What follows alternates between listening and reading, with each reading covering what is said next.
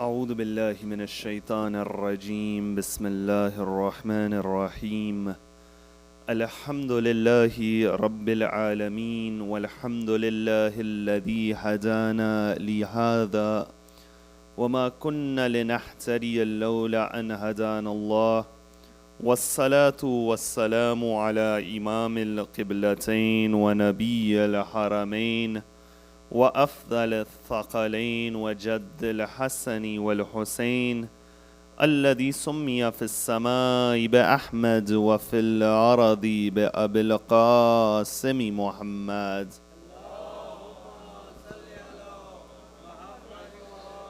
وعلى أهل بيته الطيبين الطاهرين المعصومين الصادقين والذين ذهب الله عنهم الرجس وطهرهم تطهيرا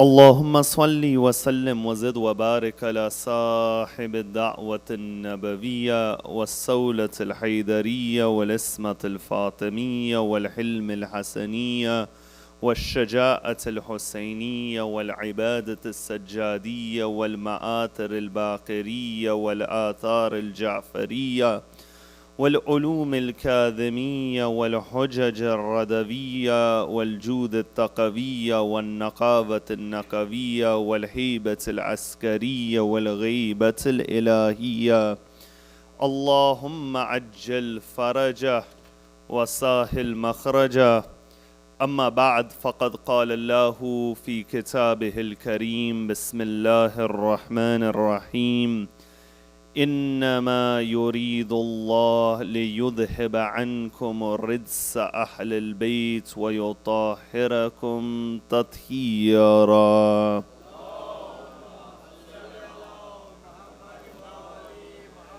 For the love of Ahlul Bayt alayhum as-salam, sallu ala Muhammad wa ali Muhammad.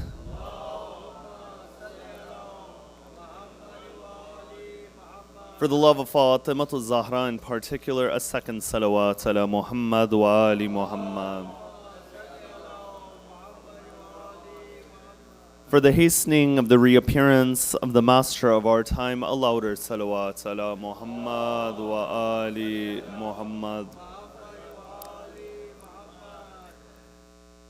Upon the 11th of Muharram, as Sayyida Zainab was going past the body of Imam al-Hussein with the rest of the caravan of Ahlul Bayt, a point it came where the color on the face of Imam Zainul Abidin changed. And Sayyida Zainab says, "Atajudu binafsik ya baqiyata jaddi wa abi wa ikhwati."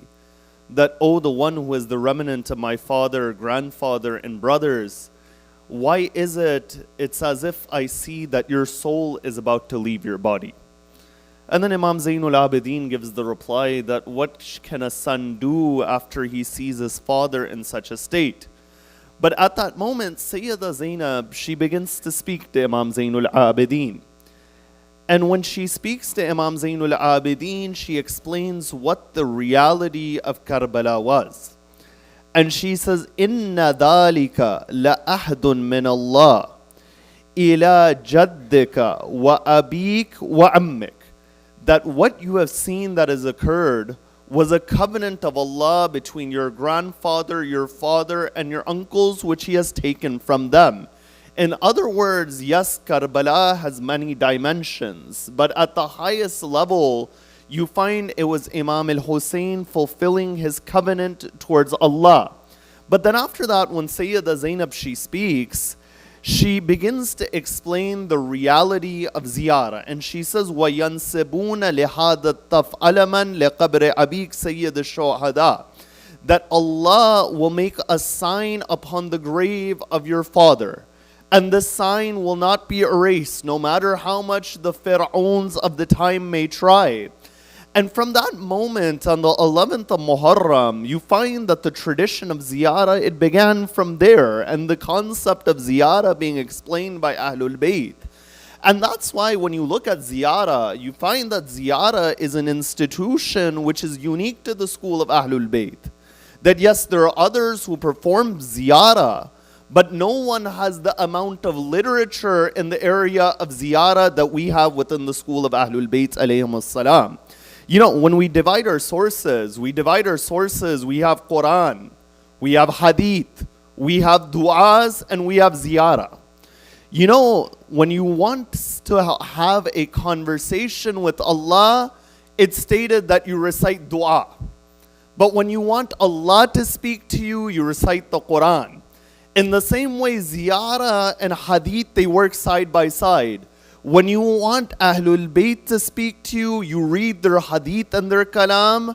And when you want to address Ahlul Bayt, you recite ziyarah in that manner. And in this manner, ziyarah, one of its khususiyat, one of its characteristics, is that when you see Ahlul Bayt explained in these different ziyarat, it is not the fadail of Muhammad and Ali Muhammad from some zakir or khatib, but rather it is Imam al-Sadiq who is explaining who his grandfather Imam al-Hussein is. And in one of those ziyarat, which has been the subject of analysis over these previous 12 nights, he says, Assalamu alayka ya warita Adam safwatullah. And Assalamu alayka ya warita Nuh Nabiyullah.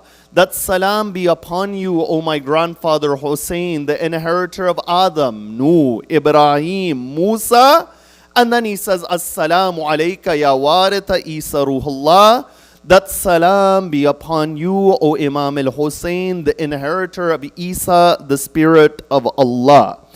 And this line has been my focal point over the past 12 nights.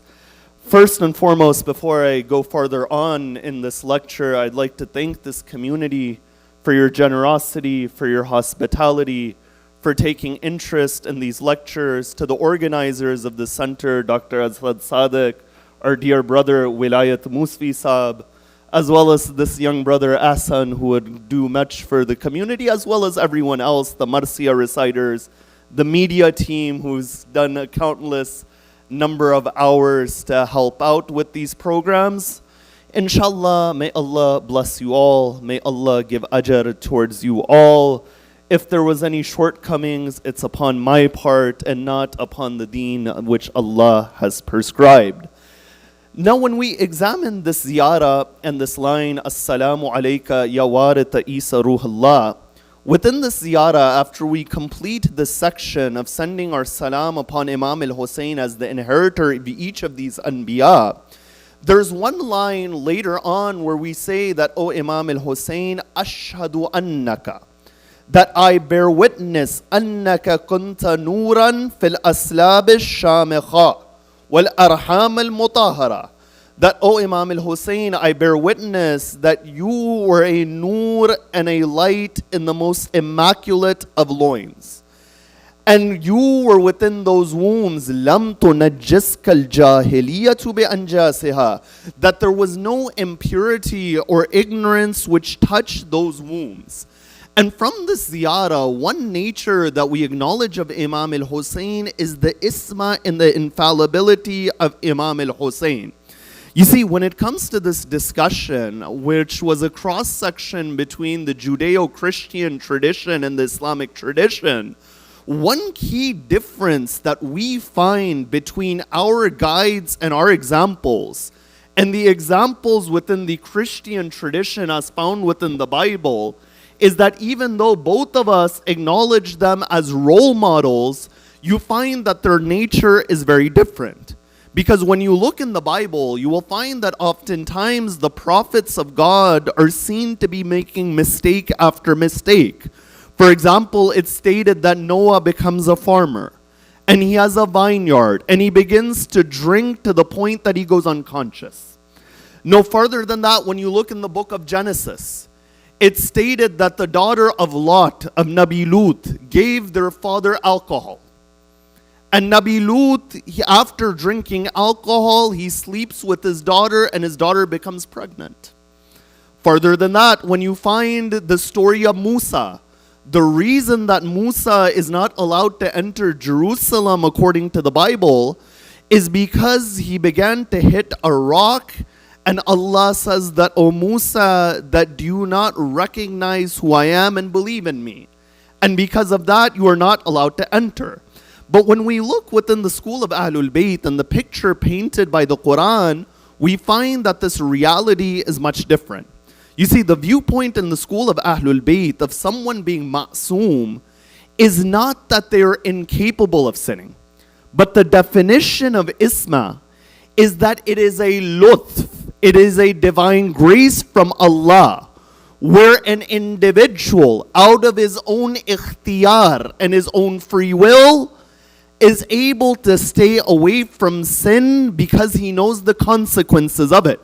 In other words, if Ahlul Bayt were incapable of sinning, what is the fadila and the virtue of being ma'soom? Their greatness is that they were capable, but they never thought of sin, nor they did it because of their taqwa, because of their love of Allah, and because of their knowledge of the consequence of sin. You know, each of us are relatively ma'soom. Now you may say to me, what do you mean that we're relatively ma'soom or nisbatan ma'soom? You know, there is no individual within this hall who would ever think of leaving their house without their clothes. Not only would they not do that action, they would never even think of this action. And the reason they would never think of this action is because they know the consequence of this act. The consequence of this act is that it would disgrace them, that no dignified human being would do such a thing. In the same way that we view this act, Ahlul Bayt would view all of sin in that manner. Because they consider their status to be too dignified to go down that path. And in that manner, you find this is within the school of Ahlul Bayt. Now, when we go outside of the school of Ahlul Bayt, you find that there are different opinions about the ismat of the Anbiya. For example, when we look at other schools of thought, there are many different opinions. One group said is that a Nabi may commit sins, but he will never lie, and he will never do kufr before his prophethood or after.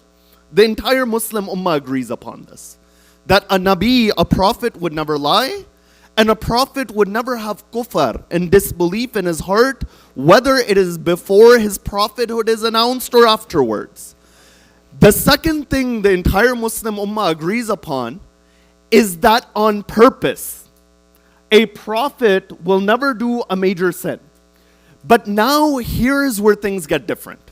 When we look at other schools of thought, their majority believes that on accident, a prophet can commit a sin, whether it is a major sin or a minor sin. And in this regard, you find that there are many examples that they use from the Quran, and there are many different incidents from the life of Rasulullah they'll use. For example, they'll point towards Adam. And they'll say, when you look in the Quran, in Surah Al-Baqarah, chapter 2, verse 35, Allah gives a command to Adam. And that command is, فَلَا تَقْرَبَ هَذِهِ الشَّجَرَةِ, that, O Adam, do not go near this tree. And then after that, Allah, He says, وَلَا تَكُونَ مِنَ الظَّالِمِينَ, and if you go near this tree, you will be amongst the Dhalimeen. They'll say, when you look at the Quran, that you say that the Anbiya alayhim salam are ma'soom. But over here, Allah is giving Adam an ultimatum. And He is saying that if you carry out this act, you are a dhalim. How do you reconcile this idea of isma with the Quran calling Adam a dhalim over here? I say, number one, when Adam was advised by Allah, when Allah gives this command to Adam, oftentimes commands are wajib and oftentimes commands are advice. Allah has given much advice towards us. For example, the Quran tells us that go and you'll have a status if you wake up in the middle of the night and you recite Salatul Layl. This is an advice which Allah gives. And one who goes against the advice, there's a consequence, but it's not a sin. The second answer that you give is that when we look at the word dhulm in the Arabic language linguistically, it does not always mean oppression. There are four meanings of the word dhulm in the Arabic language. The first meaning of the word dhulm is to put something outside of its place. Number two, oppression is one of the meanings of dhulm. But another meaning of dhulm, each of these can apply to Adam, is to make haste or to bring a consequence upon yourself. You know, the Quran, it demonstrated that Adam was already created for this earth. The moment Adam was created, the angels, they said towards Allah that you are going to create someone upon this earth. أَتَجْعَلُوا فِيهَا مَن يُفْسِدُوا فِيهَا وَيَسْفِكُ الدِّمَاءَ, that you are going to create a makhluk and a creation that is going to shed blood upon this earth and cause corruption. And Allah, He replies to them, إِنِّي أَعْلَمُ مَا لَا تَعْلَمُونَ, that I know what you don't know. And He says, إِنِّي جَاعِلٌ فِي الْأَرْضِ خَلِيفَةً, that I am making this in creation my vicegerent upon this earth. What this ayat goes to show is that even before the incident of going towards the tree, Adam was created for this earth. And the second thing that you say in regards to them is that if Adam sinned and an individual repents, the consequence is taken away. The reality of sin and tawbah is that when you turn towards Allah, it's as if you have never sinned. That's why the hadith of Rasulullah said, At-ta'ib kaman la dhanbala, that the person who turns towards Allah, it's as if he has no sin upon him. If Adam had sinned, and the Quran says that Adam did tawbah and turned back towards Allah, if it actually was a sin, the moment Allah accepted that tawbah, Adam should be lifted back towards heaven. So what this goes to show is that what the word dhulm over here means is that it hastened, it hurried up Adam being sent towards earth, not dhulm in the sense of oppression. So you find this is one ayat that they'll use. Another ayat that they'll use is they'll say that when you look in the Quran, oftentimes Rasulullah is being told, وَاسْتَغْفِرْ لِذَنْبِكَ, that, O Prophet, seek forgiveness for your sins. Why is the Quran saying that, O Rasulullah, seek forgiveness for your sins if the Prophet is ma'soom and infallible? And oftentimes when we read this different du'as, we see Ahlul Bayt asking for istighfar. Why is it that if they are ma'soom, they're asking for istighfar?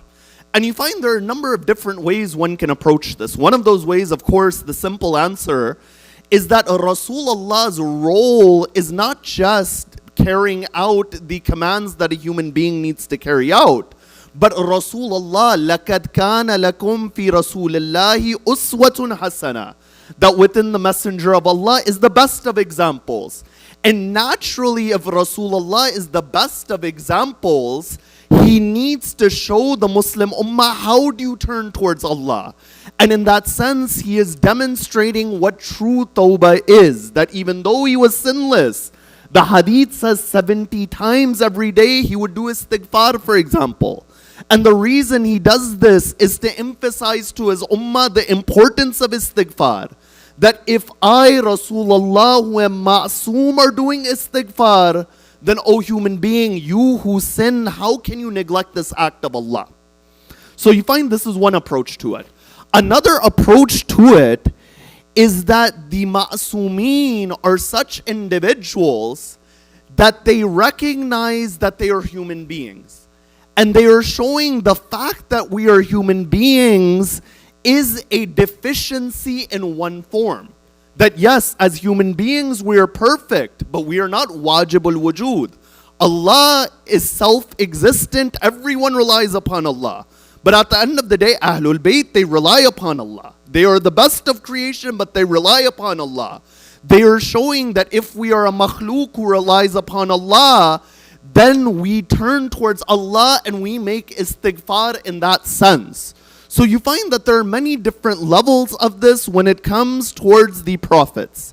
Now, when we come to the final level of this discussion, within the school of Ahlul Bayt alayhimus salam, the next question that is asked that yes, okay, if there is isma and infallibility for the anbiya, what about the a'imma alayhimus salam? You know, over here there's a number of rational arguments and there are a number of ayat you can give as well. For example, one rational argument is this, is that if Allah has chosen a divine guide, if that divine guide is sinning within his life, how do we know that is he making a mistake in delivering the message of Allah or not? You know, when it comes to the Anbiya, the Quran says, وَمَا أَرْسَلْنَا مِن رَسُولٍ إِلَّا لِيُطَاعَ بِإِذْنِ اللَّهِ. This is in Surah An-Nisa, chapter 4, verse 64. That we have never sent a messenger except for that messenger to be obeyed by Allah. Over here, it doesn't say check whether it is in his personal life or if it's in his prophetic life. It is given us an unconditional command to obey the messenger. Allah would not give a mutlaq, an unconditional command, if there was a possibility that that messenger could make a mistake. In another ayat, it says, وَلَا تُطِعْ ظَالِمًا وَلَا كَفُورًا. An individual who is a dhalim and a kafir, don't obey that individual. And the Quran says one form of dhulm is dhulm upon your nafs. Dhalamtu nafsi. The moment an individual sins, he is doing dhulm upon his soul. So in this regard, when this ayat is saying that on one end, follow the prophets, but on the other end, do not follow a dhalim, the way you put them together is that a nabi cannot be a dhalim. And in that regard, you find that reality is there. But without a doubt, one of the most famous verses in this regard of infallibility is a verse that each and every one of you have memorized, and that is that ayat known as Ayatul Tatheer. But there are many questions that are often brought up with Ayatul Tatheer. For example, many individuals would say that Ayatul Tatheer is a juz and a piece of a verse. It is not the entire verse, because when you look at this verse, chapter 33, verse 33, before that, the dialogue begins with the wives of the Prophet.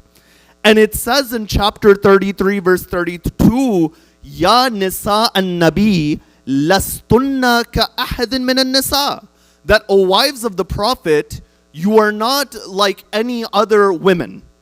And then when it comes to this ayat, chapter 33, verse 33, it says, وَقَرْنَ فِي بُيُوتِكُنَّ, that stay within your homes. وَلَا تَبَرَّجْنَ تَبَرُّجَ الْجَاهِلِيَّةِ الْأُولَى, and do not display ornaments in the way that they used to display them in the time of Jahiliyyah and ignorance. وَأَقِمْنَا الصَّلَاةِ وَآتِينَا الزَّكَاةِ وَأَطِعْنَا اللَّهَ وَرَسُولَهُ, and establish prayer, give charity, obey Allah and His Prophet. And then it says, إِنَّمَا يُرِيدُ اللَّهُ لِيُذْهِبَ عَنْكُمُ الرِّجْسَ أَهْلِ الْبَيْتِ وَيُطَهِّرَكُمْ تَطْهِيرًا.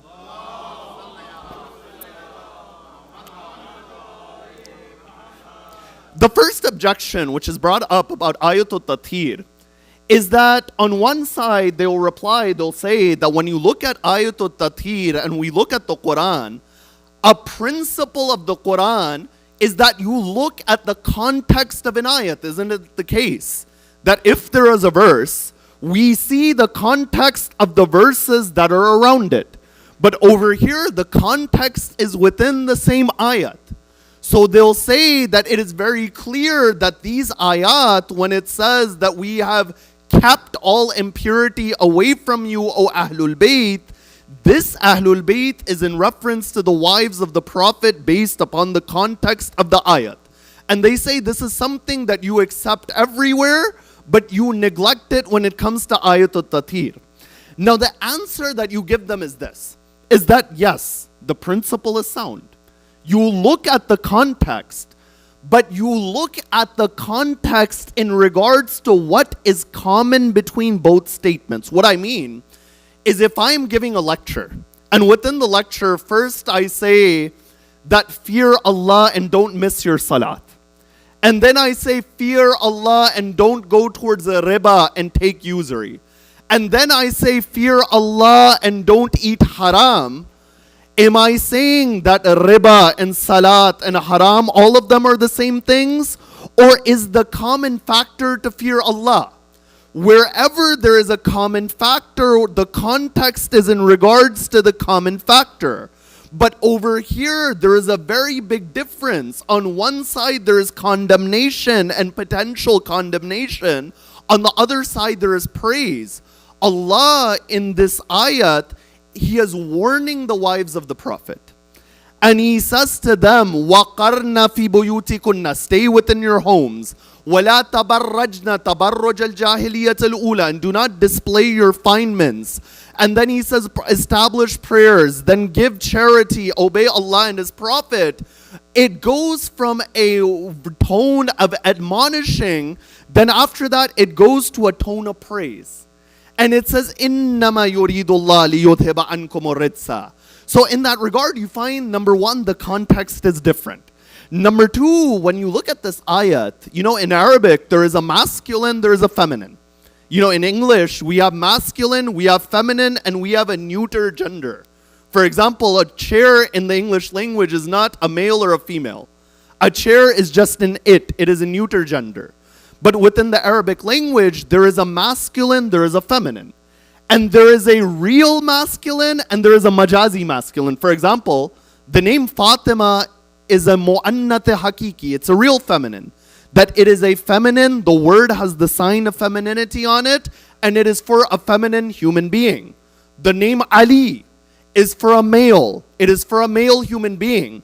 But at the same time, there are words that are feminine, but they're majazi. For example, the word Shams. The word Shams is feminine in Arabic.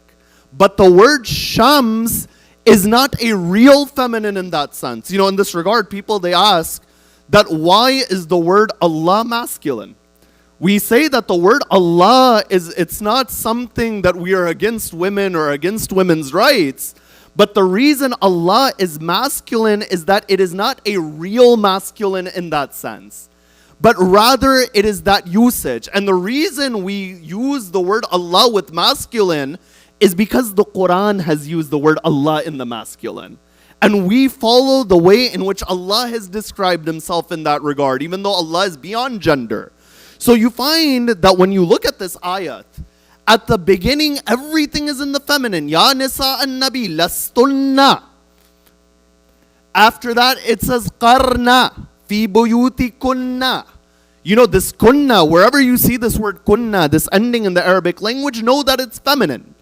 But after that, after it goes through all of these stages, وَأَقِمْنَا الصَّلَاةِ وَأَتِينَا الزَّكَاةِ وَأَطِعْنَا اللَّهَ وَرَسُولَهُ, all of a sudden it switches to the masculine. And it says, إِنَّمَا يُرِيدُ اللَّهُ لِيُذْهِبَ عَنْكُمْ.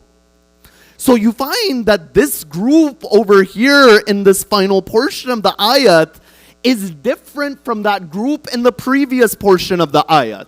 But now some may say, what if it's the case that it is the wives of the Prophet plus Rasulullah?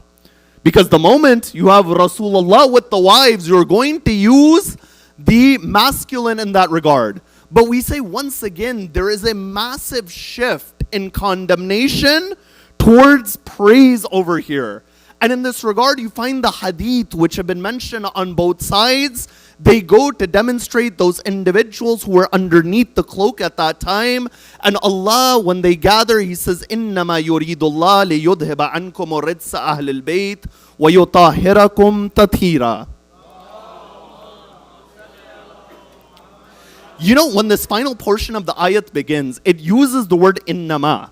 The word innama in the Arabic language is kalimatul hasar. And what it does is it restricts. Now you're going to ask the question, what is it restricting? There are two things that the word innama restricts in this ayat. The first thing that it restricts is that this act of keeping impurity away is only for those 5 individuals. That this is the first thing. The second thing that it is restricting is that this amr is a legislation of Allah. It is not coming from anywhere else. It is coming from Allah. And Allah is saying, إِنَّمَا يُرِيدُ اللَّهُ. Allah desires. You and I, we have desires, but we're often not able to carry out our desires. But Allah doesn't have desires in that way. The Quran says, إِنَّمَا أَمْرُهُ إِذَا أَرَادَ شَيْئًا أَن يَقُولَ لَهُ كُن فَيَكُونَ. That the moment Allah makes the irada, you find be and it becomes. And in reality, because I am using language, I'm saying them one after another, otherwise there's no gap over there. Because it's language, I have to say, إِنَّمَا أَمْرُهُ إِذَا أَرَادَ شَيْئًا أَن يَقُولَ لَهُ كُن فَيَكُونُ. Otherwise, you find that his action is his irada. And it says, إِنَّمَا يُرِيدُ اللَّهِ لِيُذْهِبَ عَنْكُمُ الرِّجْسَ.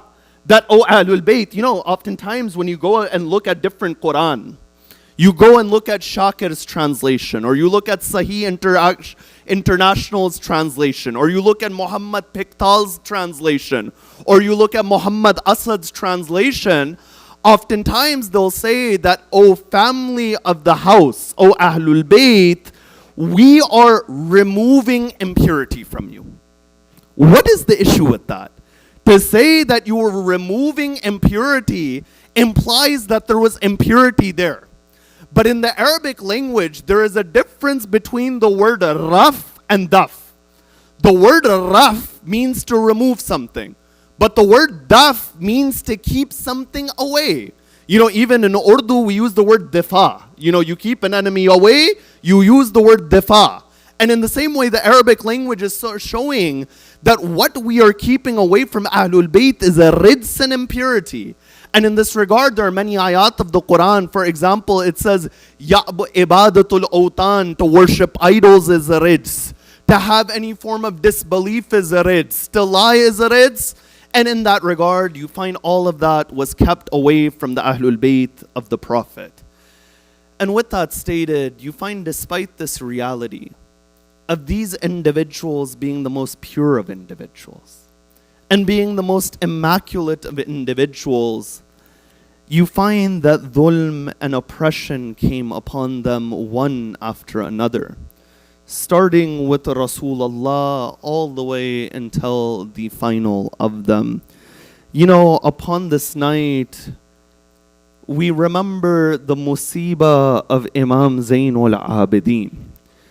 That after Imam Zainul Abidin is taken from Karbala to Kufa, an appointed comes when he goes into the court of Ibn Ziyad. And when he's in the court of Ibn Ziyad, in front of Imam Zainul Abidin, they place the head of Imam al-Hussein near Ibn Ziyad. And when Ibn Ziyad, he sees the cut head of Imam al-Hussein, he begins to take a stick and he begins to hit the teeth of Abu Abdullah. You find in that courtyard, Sayyida Zainab, she's there. There was one very famous alim, and they were reciting the Masaib of Sayyida Zainab. The Khatib said, Dakhalat Zainab ala ibn Ziyad. That Zainab has entered the court of Ibn Ziyad. That alim, he said that, oh man, stop the Masaib. The Khatib, he says, what do you mean? I just began the Masaib. He says, this one line is enough, that a woman like Zainab, the granddaughter of Rasulullah, had to face a man like Ubaidullah ibn Ziyad. You find that Ahlul Bayt for a number of days, they're kept as prisoners in Kufa. But as they're kept as prisoners in Kufa, a time it comes on the 13th of Muharram, when Imam Zainul Abidin, he returns to the land of Karbala. And why does he return to the land of Karbala? He returns because the body of the Ahlul Bayt, the body of the companions of Imam al-Hussein, it had laid upon the plains of Karbala for 3 days. It's stated, when Imam Zainul Abidin, he returns to the land of Karbala, the tribe of Banu Asad was there at that moment. And Imam Zainul Abidin, he goes in between the bodies. And as he's going in between the bodies, he comes to one body and he falls at that body. And he begins to say that, oh Baba, oh Father, after you, they took the hijab of your sister Zainab. And oh Father, after you, they took the earrings of Sakina. And oh Father, after you, they took us as abid and prisoners. And oh Father, after you, they would take their arrows and they would take them towards our women. After that, Imam Zainul Abidin, he begins to look at the tribe tribe of Banu Asad. And he says, make one grave for the companions. The tribe of Banu Asad, they begin to collect the bodies, the body of Qasim, of Aun, of Muhammad, of each of the Shohada. They place them within one grave. But you know, it's stated that as they're collecting the bodies, there was one body which was very difficult to pick up. And the reason that it was difficult, that every time they tried to pick that body, it would break into pieces. They picked up one side, the other side would fall on the ground. Then they picked the other side would fall on the ground. When Imam Zainul Abidin, he sees this, he says, "Oh Banu Asad, that is the body of my Chacha Abbas. I will bury that body." Imam Zainul Abidin buries the body of his uncle. Then after that he turns, he sees the body of his father on the ground. He says, "Oh Banu Asad, step back." At that moment, he takes a piece of cloth. Then why does he take that cloth? He begins to gather the pieces of the body of Abu Abdullah. And as he gathers the pieces of the body of Imam al-Hussein, he begins to put his father within the grave. But as he's putting the body of Imam al-Hussein, it's stated that a voice, it comes from the cut body of the Imam. And you know what that voice, it stated? It stated, "Tifli, Tifli," that where is the infant? Where is the child?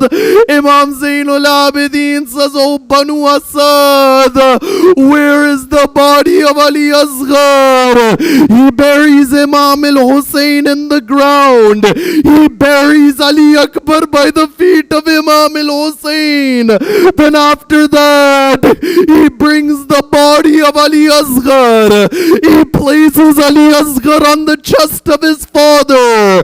And he writes at that spot, "Hada qabru Abi Abdullah, alladhi qutila gharib wa atshana," that this is the grave of Abu Abdullah, the one who was alone, the one who was thirsty on the day of Ashura. Ala la'natullah ala al-qawm al-zalimeen. Ya Allah, wherever the followers of Ahlul Bayt are in difficulty, help them. Wherever they're sick and ailing, cure them. Ya Allah, give us the tawfiq to always remain upon the path of the Quran and the Ahlul Bayt. Ya Allah, grant us the opportunity for the ziyarah of Ahlul Bayt. Grant us the shifa of Ahlul Bayt and allow us to see the hasting and the reappearance of the 12th Muhammad and Ali Muhammad. Matam Hussein.